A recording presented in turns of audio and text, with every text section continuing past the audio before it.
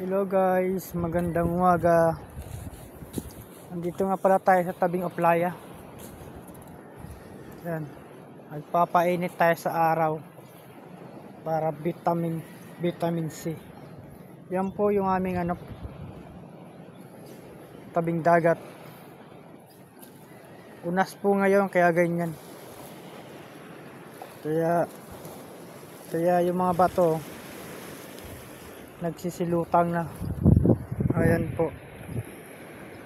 Yan po yung bahura sa amin. Yan. Malapad po yan. Ganyan po pag nag-unas. Nakikita ang bato. Pag tumaob naman yan, hindi mo na makikita. Aabot yung tubig hanggang dito. Yan. Hanggang dito maabot yung tubig kapag taob. Pero kapag yung unas naman, yan yung tubig umaatras. Nakikita yung mga bato. Yan. Yan na pala yung mga pangulong oh. Wala pa naglaot ngayon kasi malakas. Kalma yung dagat, pero yung hangin malakas. Kaya hindi pa sila naglalaot. Yan. Yan na yung bagong gawa na yung sa gilid ng tabing dagat yung ginawa. Maganda yan pag pumunta, pwede dumaan sa sasakyan dyan.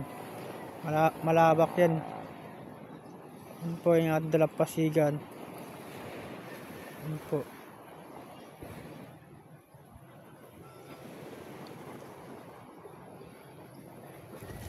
Meron pala naglaot ng isang pangulong oh. Ayun oh. Iwan lang kung may huli. Sana walang huli. Para walang isda ang tao. Yan po ang ating view.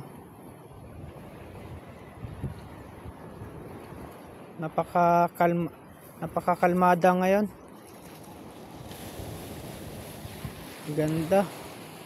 Maganda yung dagat niyan, kaso lang malabo.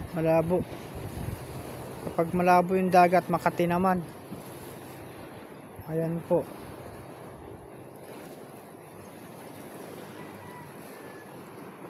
Ayan yung pangulong oh. Ayan. Naglaot sila kahit malakas.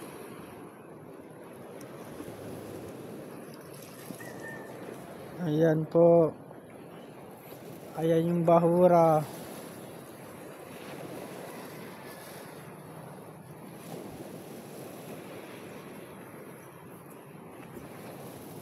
Maganda dito. Lalo kapag yung malinaw yung dagat, masarap maligo. Lalo pag ganitong oras, maganda maligo. Vitamin C talaga. Nakakadagdag sa katawan. Ayan.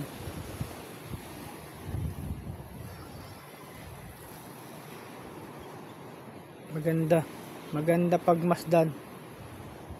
Pag ganito ang panahon. Yung tamang-tama lang siya. Tamang hangin, tamang alon lang. Pero mamaya yan, masyado na mainit, pangit na. At saka taob ng tubig mamaya. Hindi na makikita yung mga bahura na yan. Kalmang-kalmada yung dagat oh. Kalmang-kalmada yung dagat pero malakas yung hangin.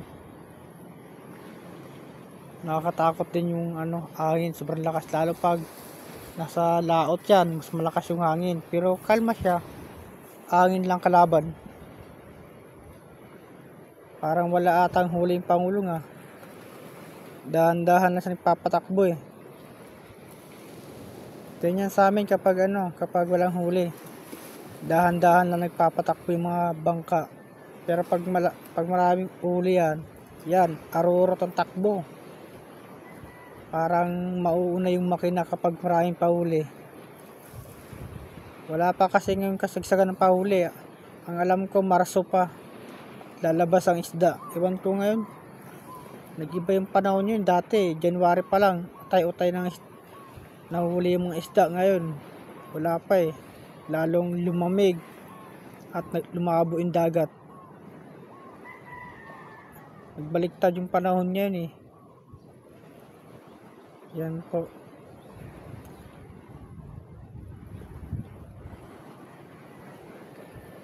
Ang ganda ng tanawin, no?